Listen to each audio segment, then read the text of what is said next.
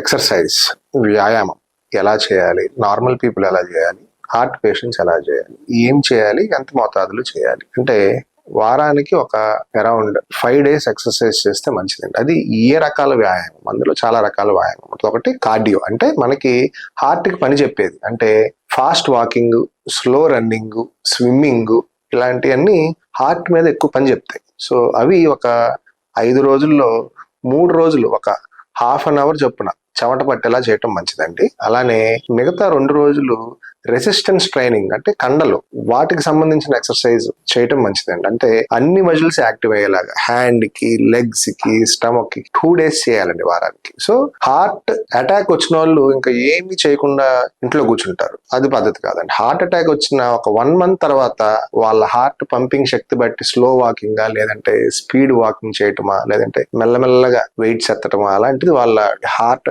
Pumping శక్తి బట్టి వాళ్ళ డాక్టర్ని అడిగి వాళ్ళు చేసుకోవచ్చు అనమాట. సో హార్ట్ అటాక్ వచ్చిన వాళ్ళు ఏమీ చేయకూడదు, ఇంట్లోనే ఉండాలని ఏమీ లేదండి. వాళ్ళు కూడా హార్ట్ అటాక్ వచ్చిన వాళ్ళు కూడా క్రమం తప్పకుండా వ్యాయామం చేస్తే వాళ్ళకి ఇంకా మంచిదని చెప్పి చాలా స్టడీస్ లో తేలిందండి.